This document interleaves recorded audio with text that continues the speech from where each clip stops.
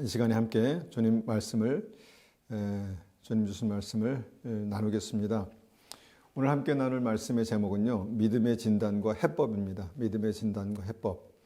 우리가 구원받는 믿음을 가지고 있는가, 우리가 구원받는 믿음으로 살고 있는가, 이것을 우리가 날마다 생각하는 것은 굉장히 중요합니다. 부활하신 주님께서 내 삶 가운데 살아계시는가, 혹시나 우리가 주님과 주님의 그 부활의 능력과 상관없는 삶을 살고 있지 않는가, 이런 고민도 해보게 되는데요. 오늘 믿음의 진단과 해법이라는 말씀을 통해서 내 안에 주님께서 살아계시는가를 다시 한번 생각해보는 그런 귀한 시간이 되기를 원합니다. 자, 믿음의 진단과 해법을 우리가 간단하게 몇 가지만 한번 생각해 보면요. 첫 번째, 우리가 이제 우리의 믿음이 있는가, 우리의 믿음이 살아 있는가를 우리가 확인할 수 있는 첫 번째 방법은요, 내 안에 성령께서 역사하시는가를 확인하는 것입니다.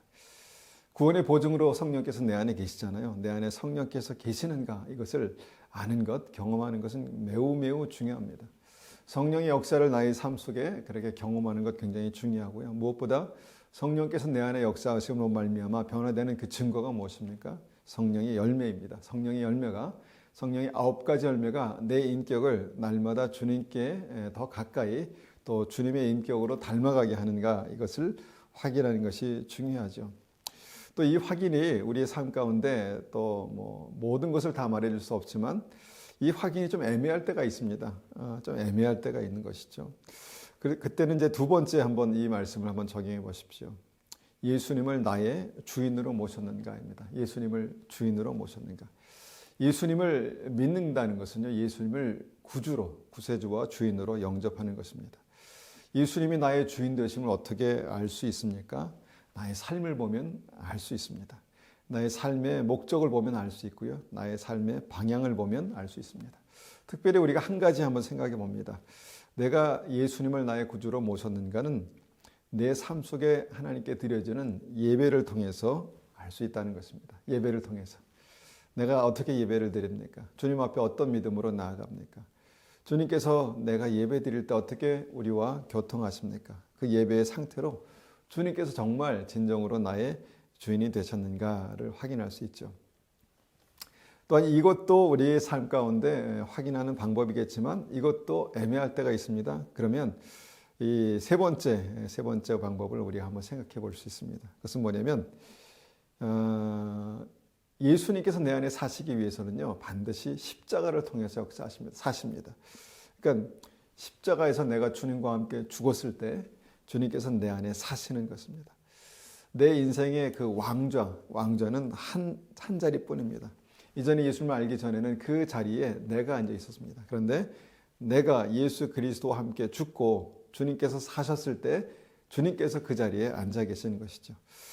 오늘 이것을 한번 집중적으로 생각해 보기 원합니다. 예수님께서 내 삶의 주인 되시는 실제의 어떤 방법, 예수님을 나의 구주로 영접하는 그 일들을 통해서 그 일들을 우리의 삶 가운데 확인하기 위해서는요, 예수님과 함께 내가 죽었는가, 그리고 주님께서 내 안에 살아계시는가, 이것을 확인해 보는 것이 중요합니다.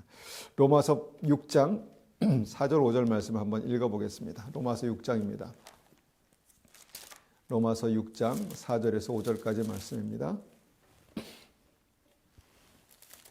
6장 4절에서 5절까지 말씀. 자, 6장 4절입니다. 그러므로 우리가 그의 죽으심과 합하여 세례를 받음으로 그와 함께 장사되었나니 이는 아버지의 영광으로 말미암아 그리스도를 죽은 자 가운데서 살리심과 같이 우리로 또한 새 생명 가운데서 행하려 하려 함이라. 자, 예수님께서 우리 안에 사시는 그 영광이 나타나기 위해서는, 또 우리가 주님과 함께 새 생명 가운데 행하기 위해서는요, 무엇이 있어야 된다고 말씀하십니까? 우리가 예수님의 죽으심과 합하여져 세례를 받는 은혜가 있어야 된다라고 말씀합니다. 그러니까 예수님의 죽으심과 합하여져 실제로 죽는 그런 은혜가 있어야 된다, 이렇게 말씀하시죠. 그래서 예수님의 죽으심과 합하여지는 그 예식이 바로 세례다라고 로마서 말씀을 우리에게 알려주십니다. 그러니까 우리가 세례를 받음으로 예수님과 함께 장사되는 것이다. 이것이 이제 우리의 삶 가운데 실제가 되는 믿음이다라는 것이죠. 저는 근데 안타깝게도 세례를 받고 난 오랜 시간이 지나서 이 진리를 알게 됐습니다. 그냥 믿으면 세례 받는다고 그렇게 생각했지 그것이 어떤 의미인가에 대해서 깊이 깨닫지는 못했습니다. 그런데 나중에서야 예수 믿고 세례 받는 것이 예수님의 죽으심과 합하여져서 내가 죽는 거구나라는 사실을 알았죠. 자, 그렇게 예수 그리스도의 죽으심과 합하여지는 것이 믿음이다라고 그렇게 말씀하시고요. 5절 말씀 보겠습니다. 5절. 만일 우리가 그의 죽으심과 같은 모양으로 연합한 자가 되었으면 또한 그의 부활과 같은 모양으로 연합한 자도 되리라. 여기에 이제 어떤 전제 조건이 있습니다. 믿음의 전제 조건 무엇입니까? 만일 우리가 그의 죽으심과 같은 모양으로 연합한 자가 되었으면, 우리가 예수님의 죽으심과 합하여졌으면, 그렇게 됐으면 그의 부활과 같은 모양으로 다시 연합한 자가 되리라. 이렇게 말씀하시죠. 그러니까 주님의 부활이 우리의 삶 가운데 실제가 되고 부활의 권능이 우리의 삶 속에 나타나고 우리의 죽을 몸을 살리시고 영원히 사는 그 믿음으로 들어가게 하신다는 것입니다. 근데 그 전에 뭐가 있어야 된다고 말씀하십니까? 우리가 그의 죽으심과 같은 모양으로 돼야 된다. 예수 그리스도의 죽으심과 연합한 자가 돼야 된다. 이렇게 말씀하는 것이죠. 여러분, 부활의 몸을 입고 영원히 살기를 원하십니까? 그러면 주님과 함께 죽는 믿음이 우리의 삶 속에 실제로 경험되어져야 한다라는 것입니다. 여러분, 주님께서 우리의 삶 속에 그렇게 우리와 함께 죽으시고 우리와 함께 살아계시는 그 역사가 있을 때 구원의 보증으로 성령을 주신다 이렇게 말씀하시죠. 그것이 로마서 8장 11절입니다. 제가 한번 읽어보겠습니다. 로마서 8장 11절. 예수를 죽은 자 가운데서 살리신 이의 영이 너희 안에 거하시면 그리스도 예수를 죽은 자 가운데서 살리신 이가 너희 안에 거하시는 그 영으로 말미암아 너희 죽을 몸도 살리시리라 말씀하십니다. 이것이 우리 안에 계신 성령님, 구원의 보증으로 우리 안에 계신 성령의 역사가 부활의 영광으로 죽을 몸을 살리시는 부활의 능력으로 우리 안에 역사하신다라는 것입니다. 그때 우리가 영생을 얻게 되는 것입니다. 영생을 얻게 되는 것입니다. 그러니까 전제 조건은 무엇입니까? 주님과 함께 죽는 사건이 있어야 주님과 함께 다시 사는 부활의 영광을, 부활의 능력을 얻게 된다라는 것이죠.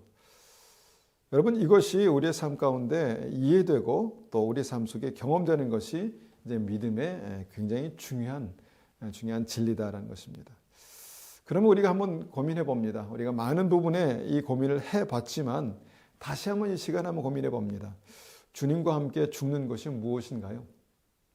주님과 함께 죽는 것이 무엇입니까? 이것은요, 어떤 과장법도 아니고 은유법도 아닙니다. 저는 이것이 실제 우리 삶 속에 경험하는 것이라고 믿습니다. 이 죽음은요, 실제입니다. 어떤 이들은요, 주님과 함께 죽는다고 그렇게 말하니까 예수님 믿으면 저절로 그렇게 죽는 줄 알고 그렇게 생각합니다. 그냥 예수 믿는 그 순간에 그냥 자연스럽게 그냥 나도 모르는 사이에 주님과 함께 죽고 주님과 함께 살았다 이렇게 생각하는데요. 근데 그것이 아닙니다. 실제로 예수님의 죽으심과 합하여 죽는 역사가 우리의 삶 가운데 나타난다는 것입니다. 그러니까 우리 삶 속에 예수님의 죽으심과 합하여져 죽음을 경험하는 사건은요, 성경을 보니까 어떤 형태로든지 반드시 그 믿음에 일어난다는 것입니다. 그리고 내게도 반드시 일어난다는 것입니다. 그러니까 십자가의 죽음은 반드시 내 삶 가운데 실제로 나타나는 것이다라는 것입니다. 그 십자가의 죽음이 경험될 때 십자가의 부활의 권능이 경험될 것입니다. 그런데 많은 사람들이 이 과정에서요, 믿음을 오해하기 때문에 잘못 알기 때문에 믿음에서 떠나간다라고 믿습니다. 그냥 믿으면, 지적인 동의만 있으면 그것이 다인 줄 알고 생각하는데, 예수를 믿는다는 것은 예수님과 함께 죽고 주님께서 내 안에 부활의 영광으로 다시 사시는 그 실제적인 사건이 일어나는 것을 의미합니다. 그렇다면 죽음의 사건이 일어나는 십자가가 어디입니까? 예수님은 십자가에서 돌아가셨지만 나의 십자가는 어딘가? 이것이 바로 주님께서 말씀하신 자기 십자가입니다. 자기 십자가를 지고 주님을 따르지 않는 자는 내게 합당치 않다. 나의 제자가 될 수 없다. 그러니까 진짜 믿음을 가질 수 없다 이렇게 말씀하신 것이죠. 그러면 자기 십자가가 무엇인가라는 고민을 하게 되는 것이죠. 자기 십자가가 무엇입니까? 자기 십자가를 아십니까? 보십니까? 이것이 바로 내가 내 삶 가운데 믿음에서 발견해야 될 굉장히 중요한 진리고 숙제입니다. 여러분, 내가 인생을 살아가다 보면요, 경험하게 되는 고통이 있습니다. 특별히 믿은 이후에, 예수님께서 나의 주님이 되신 이후에, 그때 어떤 이후에 믿음 때문에 아니면 믿음 때문에 지나가게 되는 그런 고통, 고난, 아픔이 있다는 것입니다. 그런데 그 고통과 고난, 그 아픔들이 어떻게 한다는 것입니까? 거기에 예수 십자가의 죽음의 역사가 그대로 재현된다는 것입니다. 그 자기 십자가에서 예수님과 함께 죽는 그 십자가의 역사가 그대로 다시 일어난다는 것입니다. 이것은 육체적인 죽음을 의미하는 것은 아니죠. 물론 그것은 아닙니다. 그런데 뭐가 죽습니까? 거기에서 내 자아가 죽는다는 것입니다. 내 자아, 다른 말로 내 혼, 내 지정의, 내 생각과 감정과 의지가 예수 그리스도의 십자가에서 죽는다는 것입니다. 내 자아가 죽는다는 것이죠. 사람들이 흔히 쉽게 착각하는 것은요, 내가 정말 생각하는 대로 잘하면, 그러니까 그 믿음을 가지고 있는 분들이 특히 내가 가지고 있는 그 믿음의 지식대로 잘하면 그 믿음에서도 모든 삶에서 형통하고 성공할 수 있다라고 그렇게 믿습니다. 그런데 이제 우리의 삶 가운데 보면은 뭔가 이 시간이 지날수록, 세월이 지날수록, 나이가 먹을수록 뭔가 우리 안에 더 강해지는 뭔가 있는 것 같습니다. 뭔가가 있습니다. 그것이 뭔가요? 그게 우리의 자아입니다. 자아. 오랜 경험으로 만들어진 그 지식과 감정과 어떤 의지가 만들어낸 어떤 자아. 좀 뭐랄까 부정적으로 세게 말하면 고집스러운 자아입니다. 고집스러운 자아. 여러분, 믿음의 사람은 뭐가 달라도 다릅니다. 뭐가 다를까요? 그 고집스러운 자아가 말씀과 기도로 꺾이고 예수 그리스도의 십자가에 어떤 못 박히는 죽음의 역사가 일어날 때 그 자아가 변한다는 것입니다. 바뀐다는 것입니다. 그런데 그 자아가 믿어도 죽지 않습니다. 잘 죽지 않습니다. 참 어렵습니다. 그냥 우리는 믿음으로 예수님과 함께 죽는다라고 말하지만 실제로 보면 내 자아가 더 단단해지고 더 뭔가 아주 견고해지는 어떤 그런 일들이 있습니다.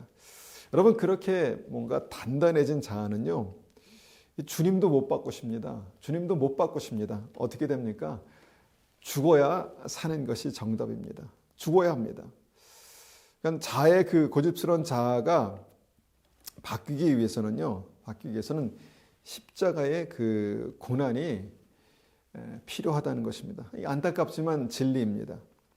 때로는 우리의 삶 가운데 아픔이 필요한 이유가 바로 그것입니다. 때로는 힘겹지만 고통과 고난과 고민이 우리의 삶 가운데 필요한 이유입니다. 갈등하며 고민하며 마음속에 그 여러 가지 어려움들을 견뎌냅니다. 그런 과정 속에서 어떻게 됩니까? 그런 과정 속에서 심하면 정말 죽을 것 같은 고통이, 아픔이 있습니다. 그런데 그때 어떻게 합니까? 믿음의 사람들은요, 그때 절박하게 하나님을 찾게 됩니다. 주님, 붙들어 주십시오. 은혜를 베풀어 주십시오. 그리고 그때 뭘 경험하게 되냐면요, 십자가의 죽음이 이런 것이구나. 십자가의 고통이 이런 것이구나. 이것 때문에 주님께서, 이런 나 때문에 주님께서 십자가에 못 박히셨구나라는 것들을 경험하게 된다는 것이죠. 그래서 이제 십자가의 죽음은요, 그렇게 자기 십자가의 죽음은 이렇게 실제가 되는 것이다라는 것입니다. 그러니까 그 죽음의 정점에서 우리는 다시 한번 예수님을 나의 구주로 그렇게 진짜로 인정하고 영접하게 된다는 것입니다. 많은 경우에 살아있는 자아는요, 좋을 때는 예수님을 구주로 말하지만 정말 위기의 상황에서 결정적으로 중요한 상황에서는요, 자기의 자아가 그 사람의 주인이 되는 것이죠. 이것은 예수 믿는 것이 아닙니다. 여러분, 그래서 그 십자가의 죽음의 과정은요, 작게든 크게든 반드시 옵니다. 반드시 있습니다. 뭐 한 번에 확 그 십자가에서 죽을 수도 있고요, 깨질 수도 있고, 서서히 죽을 수도 있습니다. 그리고 여러 차례에 걸쳐서 죽을 수도 있고요, 쉽게 죽을 수도 있고, 죄송합니다. 어렵게 죽을 수도 있습니다. 핵심은요, 자기 십자가에서 내 혼의 지정의가, 내 생각과 감정과 의지가 주님의 십자가에서, 자기 십자가에서 죽어야 내 안에 주님께서 부활의 영광으로 사신다는 것입니다. 그때 내 영혼, 내 혼이 주님과 함께 다시 산다는 것이죠. 이것이 구원받는 믿음의 실제입니다. 요한복음 12장 24절에 이렇게 말씀하시죠. 내가 진실로 너에게 이르노니 한 알의 밀이 땅에 떨어져 죽지 아니하면 한 알 그대로 있고 죽으면 많은 열매를 맺느니라. 우리는 이 말씀을 그냥 우리의 삶 속에 많은 열매를 맺는 방법이라고만 생각하고 내가 나를 희생해야 된다라고만 생각하지만, 여러분, 이 말씀의 핵심이 무엇입니까? 결국 죽어야 한다는 것입니다. 결국 한 알의 밀, 생명이 죽어야 그 안에 또 다른 부활 생명이 나타나게 된다는 것입니다. 죽어야 산다는 십자가의 죽음, 그 부활의 원리가 우리의 삶 속에 그렇게 동일하게 여러 곳에서 이렇게 반복되어 나타나고 있다는 것입니다. 요한복음 12장 25절에도 이렇게 말씀하십니다. 자기의 생명을 사랑하는 자는 잃어버릴 것이요 이 세상에서 자기의 생명을 미워하는 자는 영생하도록 보존하리라. 우리가 생명을 정말 살리기 위해서, 우리가 살기 위해서 그렇게 아등바등되고 열심히 사는 건 아니겠습니까? 그런데 정말 주님의 진리, 생명을 살리는 진리는요, 반대로 말합니다. 자기의 생명을 사랑하는 자는 잃을 것이요 이 세상에서 자기의 생명을 미워하는 자는, 그러니까 죽이는 자는 영생하도록 보존하리라, 이렇게 말씀하신다는 것이죠. 그러니까 자기의 생명을 사랑하여서 죽지 않으려 하면 할수록 그는 영생을 포함해서 많은 것을 잃어버리게 된다라는 것입니다. 그 이유 때문에 주께서 사랑하시는 많은 믿음의 자녀들에게 자기 십자가의 그 죽음의 역사, 고통과 고난과 어려움과 고민과 아픔이 그렇게 진행되고 있는 것을 보게 됩니다. 여러분, 이 고난과 고통의 이유를 모르면요, 우리의 십자가가 우리 삶 속에 짧게 끝날 수 있는 십자가가 이제 40년이 되어도 안 끝날 수 있다는 것을 이제 이스라엘 백성들의 구원의 과정을 통해서 보게 됩니다. 이스라엘 백성들이 그 고난의 어떤 그 과정을 짧게 끝낼 수 있었습니다. 주님께서 그들을 가나안 땅 앞에 딱 세우셨죠. 믿음으로 통과할 수 있었습니다. 그런데 그들이 그 가나안 땅 앞에서 죽지 않으니까, 그 자아가 죽지 않으니까 그 자아가 주님을 대적합니다. 그리고 다시 광야로 그 40년의 고난으로 들어가죠. 우리의 인생을 광야라고 우리가 볼 수 있습니다. 우리의 인생이 광야입니다. 광야는 무엇입니까? 하나님 앞에 우리의 믿음이 다시 태어나는 것입니다. 우리의 자아가 죽고 주님께서 우리 안에 사시는 것입니다. 굉장히 의미 있는 것이죠. 그리고 이 광야의 역사의 어떤 그 핵심은 십자가입니다. 십자가에서 주님과 함께 죽고 주님과 함께 사는 것입니다. 여러분, 이 진리로 우리가 성경을 읽다 보면 죽어야 산다는 그 십자가의 역사는요, 그냥 복음서에만 있는 그런 내용이 아니라는 것을 볼 수 있습니다. 여러분, 아담과 하와가 에덴 동산에서요, 영생을 누리기 위해서는 어떻게 됐습니까? 그 자아가 죽어야만 했습니다. 그 혼의 그 지정의가 죽어야만 했다는 것이죠. 어떻게 죽습니까? 하나님께서 뱀을 통해서 그 죽음을 통과하게 하시죠. 그 죽음의 어떤 그 실체를 통과하게 하십니다. 동산 중앙에 하나님께서 만드신 선악과 있지? 뱀이 얘기합니다. 그거 한번 따먹어봐. 기가 막혀. 맛도 있지만 내가 그것을 먹는 날에는 너의 눈이 밝아져서 하나님같이 될 거야 라고 창세기 3장 5절에서 뱀이 아담과 하와에게 말합니다. 아담과 하와가 그 뱀의 말을 듣고 어떻게 됩니까? 그 속에서 감춰져 있던 자아가 꿈틀거리면서 살아납니다. 이것이 바로 자아입니다. 혼의 지정의죠. 분명히 하나님께서 먹으면 죽는다고 했는데 설마 사랑 많으신 하나님께서 먹으면 죽는 과일을 만들어서 동산 중앙에 두시겠어? 라는 생각이 들었을 것입니다. 그러니까 뱀의 말대로 죽지 않을 거야. 그러니까 먹었죠. 죽지 않을 거야. 뭔가 그들의 이 내면에서 그 자아가 요동치고 특별히 이제 그들의 지성이 하나님을 대적하는 쪽으로 그렇게 반란을 일으킵니다. 여러분 그렇게 하면서 어떻게 합니까? 자꾸 그 선악과 근처를 어슬렁거렸다는 것이죠. 자꾸 그 선악과를 바라보게 됩니다. 그리고 하나님의 말씀을 의심하고 어떤 그 하나님의 말씀을 이제 의심하는 어떤 의지적 행동을 하게 됩니다. 바라보고 욕심을 내고 그 자아가 어떤 하나님의 의지를 그렇게 하나님의 선악과를 주신 하나님의 의지를 대적합니다. 먹지 말라고 하셨는데 먹고 싶다라는 생각을 자꾸 갖게 되는 것이죠. 이것이 우리의 그 어떤 그 아담과 하와의 어떤 그 내면의 자아에 이렇게 살아 움직이는 어떤 자아 의지입니다. 그리고 그 선악과를 볼 때마다 어떻게 됐을 것 같습니까? 볼 때마다 마음이 막 요동치고요. 선악과를 따먹고 싶은 유혹을 견딜 수가 없어집니다. 그래서 어떻게 됩니까? 하나님을 대적하는 감정이 살아난다는 것이죠. 그 감정이 무엇입니까? 유혹입니다. 욕심입니다. 충분히 다른 것들이 있었는데도 불구하고 그거 먹지 말라고 말씀하신 그 하나 먹으면 죽는다고 한 그 선악과의 욕심을 내게 된다는 것입니다. 그러니까 자아가 살아났다는 것입니다. 그 정서가 그렇게 살아났다는 것입니다. 그러니까 결국은 뱀의 말 한마디에 아담과 하와의 그 혼의 지정의가 살아서 요동칩니다. 그럴 때 우리가 진정 이제 이 아담과 하와가 영생을 누리기 위해서 어떻게 돼야 했습니까?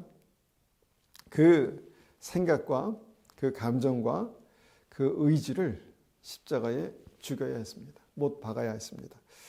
뭐 쉬울 수도 있고 어려울 수도 있겠죠. 그들이 하나님의 어떤 그 말씀대로 영생을 살 수 있었습니다. 근데 그렇게 하기 위해서는 자기의 혼의 지정의를 결단하여서 꺾어야 했습니다. 죽여야 했습니다. 이건 굉장히 구체적인 사건입니다. 굉장히 구체적인 사건으로 볼 수 있습니다. 여러분, 만약에 나였다면 어떻게 했을까요? 우리였다면 어떻게 했을까요? 웬만하면 선악과 주의로 산책을 가지 않을 것입니다. 산책을 가더라도 그것을 쳐다보지 않을 것입니다. 그것을 쳐다볼 때마다 하나님의 말씀을 떠올렸을 것입니다. 그런데 그것을 쳐다볼 때마다 아담과 하와는 뱀의 말을 떠올렸다라는 것입니다. 그 선악과를 바라보면서 먹고 싶은 그 감정을 십자가에 못 박을 수 없었을까? 회개하고 주님 죄송합니다. 아버지 죄송합니다. 하나님 죄송합니다. 제가 자꾸 이것을 따먹고 싶은 생각이 드는데 주님 도와주십시오. 그렇게 요청할 수는 없었을까요? 아니면 생명나무를 배부르게 먹고 더 이상 먹고 싶은 생각이 없을 정도로 날마다 그 외에도 과일이 많지 않았겠습니까? 그러면 되지 않았을까요? 하나님과 더 많은 대화를 하고 솔직히 그의 마음속에 있는 어떤 그런 생각들을 의심 없이 고백했더라면 하나님께서 그에게 생명의 길로 인도하셨을 것입니다. 날마다 생명을 누리며 살 수 있었을 것입니다. 그런데 그들이 어떻게 했습니까? 그들의 속에 꿈틀거리는 자아가 하나님을 대적할 때 그대로 방치했습니다. 그렇게 해서 영생에서 멀어졌다는 것입니다. 여러분, 그 혼의 지정의가 자아가 십자가에서 죽어야 사는 것은요, 실제입니다. 실제의 삶입니다. 한번 신약으로 가보겠습니다. 신약으로 가면 우리가 쉽게 알 수 있는 말씀이 무엇입니까? 처음에 예수님의 복음을 듣고요, 예수님을 믿고 따르던 12명의 제자 외에 성경인 70명의 제자들이, 헌신된 제자들이 더 있었습니다. 그들이 하나님을 믿었고요, 헌신했습니다. 그리고 예수님의 진리의 말씀에 목말라 했습니다. 그래서 예수님 말씀하실 때마다 정말 귀를 쫑긋 세우고 귀를 기울였습니다. 하루는 예수님께서 그들에게 구원받는 아주 중요한 진리를 말씀하셨죠. 요한복음 6장 54절입니다. 제가 한번 받들어 읽겠습니다. 요한복음 6장 54절. 내 살을 먹고 내 피를 마시는 자는 영생을 가졌고 마지막 날에 내가 그를 다시 살리리니.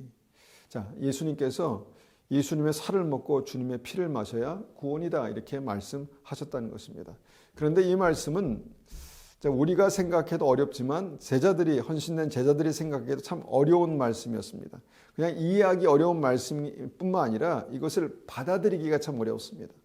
그들의 신앙적인 지식으로는, 그들의 신앙적인 경험으로는 구원의 진리와 맞지 않는다고 생각했습니다. 갈등이 생겼습니다.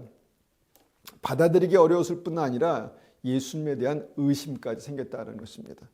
그러니까 그들의 지성이 예수님의 어떤 그 진리의 말씀을 대적하는 모습을 보게 됩니다. 여러분, 이 상황에서 무엇이 해답이라고 생각하십니까? 그들의 지성이 예수 그리스도의 십자가의 말씀에 못 박아 죽어야 합니다. 절대로 그럴 수 없어. 어떻게 살을 먹고 피를 마셔? 이것은 그들의 생각입니다. 근데 주님께서는 새로운 진리를 말씀하셨죠. 근데 새로운 것은 아닙니다. 예수님의 살과 피를 먹는 것은요, 정말 구원의 더 깊은 진리를 그들에게 보이신 것이죠. 근데 그들이 감당할 수 없었습니다. 왜냐하면 그들의 자아가, 그들의 지성이 죽지 않았습니다. 그리고 그들의 지성이 예수님을 대적합니다. 그리고 떠나가 버립니다. 다시는 예수님을 따르지 않게 됩니다. 아마 그들은 생각했겠죠. 예수님이 인신제사를 말씀하시나? 이단 아니야? 예수님, 더 이상 예수님을 따르는 건 크게 잘못되겠어. 이런 생각을 하게 되었다는 것입니다. 여러분, 내 지식이 주님의 말씀에 못 박혀 죽는다는 것은요, 실제로 내 삶에 생각이 바뀐다는 것입니다. 생각이 바뀌어야 한다는 것입니다. 여러분, 믿음은 이해가 아닙니다. 이해가 아니라 믿음으로 말씀을 붙들어야 합니다.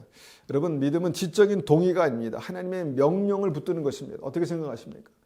믿음은 하나님의 명령을 받는 것입니다. 지식이 아니라 생명으로 말씀을 받아야 합니다.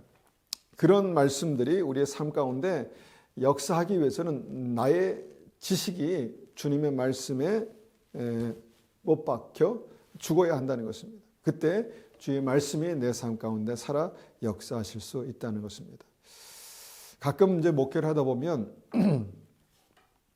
복음의 중요한 부분들을 전했는데 그것이 본인들이 평소에 자주 듣는 말씀이 아니기 때문에 거부감이 생기는 어떤 그 반응이 생기는 때가 있습니다. 예를 들면 지금은 그렇지 않지만 행함이 없는 믿음은 죽은 믿음이다라는 것을 이제 강력하게 전했을 때 어떤 분은 그것이 행위 구원이라고 그렇게 얘기하더라고요. 행위 구원, 행위로 구원받는 것이 아닙니다. 물론 그렇죠. 믿음으로.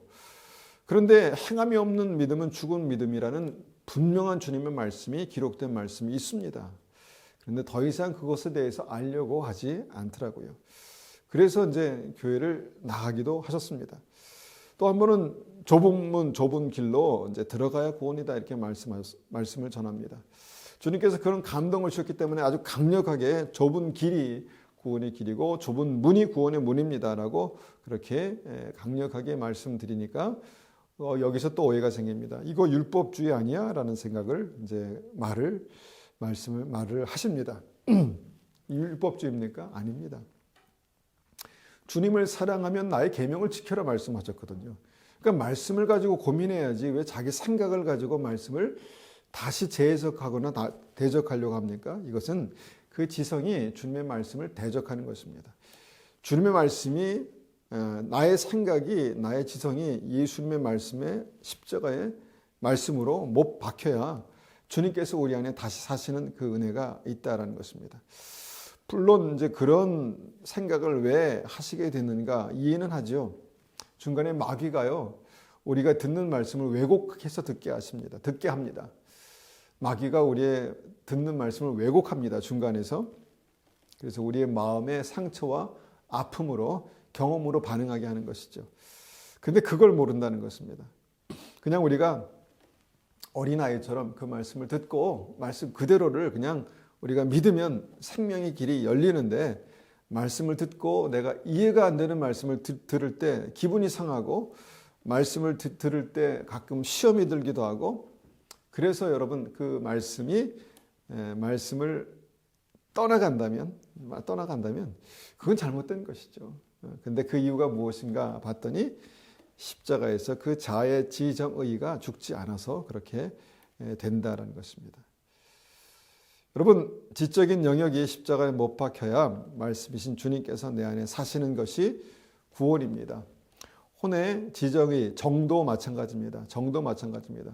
가롯 유다는요, 주님의 제자가 되어서 헌신하며 주님을 따르는 그 과정에서도 이 선악과의 유혹을 끝까지 이기지 못한 안타까운 사람이었습니다. 어떤 재물에 대한 욕심이 그에게 있었죠. 재물의 유혹이 올 때마다 그는 넘어졌습니다. 주님께서 많은 기회를 주셨지만, 많은 시간을 주셨지만 계속해서 반복해서 넘어지다가 결국 어떻게 됩니까? 결국 자기가 이해가 안 되는 예수님의 어떤 부분을 떠올렸을 때 결국 예수님을 돈 받고 팔아버립니다. 어떤 그 가롯 유다 안에 있는 그 어떤 욕심, 이 어떤 정욕, 이것이 십자가에 못 박혀야 하는데, 이것이 믿은 이후에도 계속 살아 있으니까 그것이 결정적인 순간에 예수님을 대적하고 예수님을 팔아버린 것입니다. 여러분, 이 지정의가 정말 십자가에 못 박혀야 주님께서 우리 안에 사실 수 있다는 것이죠. 여러분, 이스라엘 백성들은요, 가나안에 들어가기 직전에 믿음으로, 가나안 땅에 들어가기 직전에 그들의 믿음이 실패했습니다. 이것이 뭘 우리에게 말씀해 줍니까? 이스라엘 백성들은 가나안 땅에 들어가기 바로 직전에 그렇게 그들의 의지를 사용해서 하나님을 대적했습니다. 가나안 땅을 약속하셨는데, 그 앞에 그 가나안 땅이 보이는데 그들은 들어가기를 거부했습니다. 그들의 의지가 하나님을 대적한 것입니다. 그들의 의지가 죽지 않고 하나님을 거역한 것이죠. 그들의 의지가 하나님의 약속의 말씀에 죽지 않으니까 구원의 가장 중요한 그 순간에 어떻게 행동합니까? 모세를 돌로 치려 합니다. 모세를 돌로 치려하고 다시 애굽으로 돌아가자, 그렇게 말합니다. 그들의 의지가 하나님을 대적한 것입니다. 여러분, 그들의 의지, 그들의 혼의 지정의가 죽어야 그들이 살 수 있었습니다. 결국 핵심은 뭡니까? 그들의 의지가 십자가에 못 박혀야 죽어야 했다라는 것입니다. 그 광야를 지나는 그 과정 속에서 그들의 혼의 지정의가 못 박혀 죽어야 했다는 것입니다. 예수님의 죽으심 같이 죽어야 했다는 것이죠. 죽기까지 순종하라, 주님께서 우리에게 말씀하셨죠. 죽기까지 순종했다라고 말씀하셨습니다. 근데 죽기까지 순종하는 것이 무엇입니까? 이것이 바로 모든 상황과 환경에 우리가 주님 앞에 나를 쳐서 복종시키고 예수 그리스도의 죽으심과 연합하는 방법입니다. 여러분, 나의 혼의 지정의가 십자가에 못 박히는 이 사건은요, 실제라는 것입니다. 성경에 기록된 대로 실제입니다. 언제고 어떻게든 한 번은 죽어야 합니다. 그리고 완전히 죽어야 합니다. 여러분, 다행히 십자가 오른편 강도는요, 마지막 순간에 그 자아가 죽을 수 있었습니다. 주님의 나라를 인정하고 주님의 은혜를 구하죠. 주님께서 십자가에 죽은 그 자아의 모습을 보고 내가 오늘 나와 함께 낙원에 있으리라 라고 말씀하십니다. 어떻게 보면 지난번에 말씀드린 것처럼 이 구원이 굉장히 쉬워 보이지만요, 여기까지 오는 과정이 쉽지 않았다는 것입니다. 인생에 많은 거절감과 아픔이 이 강도에게 있었고요. 그래서 강도가 되었는 줄 모르겠습니다. 마지막에는 정말 비참하게 사형장에 끌려와서 십자가에 못 박혔습니다. 이제 곧 죽을 것입니다. 근데 인생의 마지막 그 순간에서야 그 자아가 죽을 수 있었다는 것을 보여주는 굉장히 중요한 예라고 믿습니다. 여러분, 십자가에서 주님과 함께 죽고 주님과 함께 살아나야 합니다. 주님과 함께 죽을 때 주님과 함께 살 수 있습니다. 여러분, 주님께서 사랑하시는 다윗이 왕의 기름 부으심을 받고 왜 사울에게 쫓겨서 그렇게 죽을 고비를 넘겼습니까? 왜 그렇게 그런 삶을 허락하시는 줄 아십니까? 여기에도 예수 그리스도의 십자가가 보인다는 것입니다. 그러니까 다윗이 정말 영원한 하나님의 통치 가운데 살기 위해서는요, 그의 자아가 그 고난을 통해서 완전히 죽어야만 했다는 것입니다. 그러니까 사울의 창과 활을 피하는 어떤 그 상황에서 그는 죽어야 했고, 도망 다니고 숨고 버려진 인생 가운데서 그의 자아가 죽어야 했습니다. 그 혼이 죽어야 했다는 것이죠. 왜 내가 이런 일들을 당해야 하지? 하나님께서 나에게 기름 부으셨는데 내가 왜 이렇게 살아야 하지?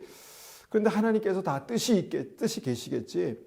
하나님께서 이런 삶을 믿음으로 지나가라고 하시는구나 라는 어떤 그런 믿음을 가졌을 것입니다. 그때 그의 혼의 지정의가 죽었다라는 것입니다. 그리고 그의 혼이 완전히 죽었을 때 주님께서 다윗을 부활의 영광으로 이스라엘의 왕으로 세우셨다는 것입니다.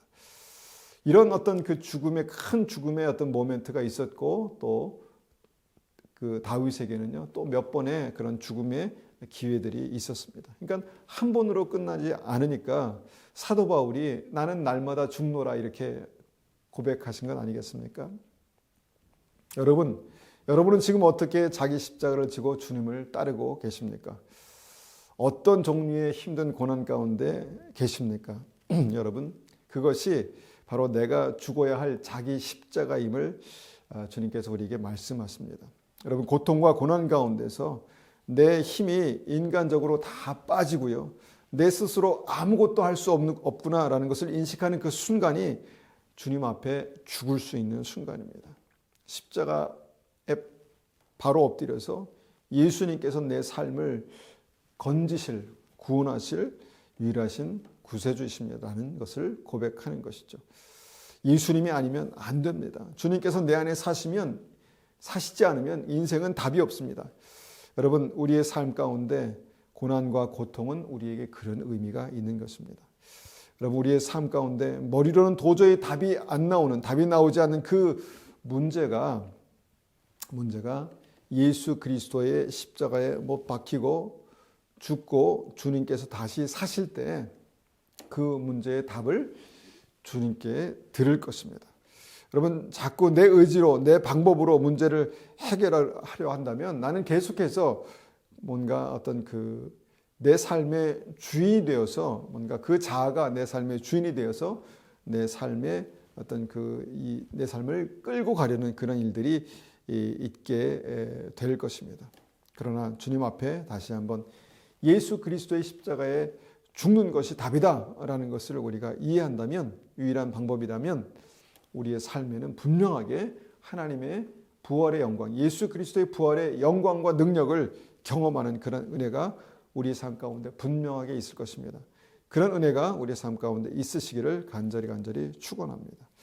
이 시간에 우리가 이 말씀을 가지고 한번 같이 기도하겠습니다. 하나님, 우리의 삶 가운데 주님께서 다시 사시기 위해서, 주님께서 살아계시기 위해서, 부활의 영광과 능력으로 우리를 붙드시기 위해서 하나님, 우리가 예수 그리스도와 연합하여서 죽는, 자기 십자가에서 죽어지는 그런 은혜가 우리의 삶 가운데 있게 도와주십시오. 또 부활의 영광과 능력이 우리의 삶 속에 나타나는 것을 보게 하여 주십시오. 그렇게 한번 같이 기도하겠습니다.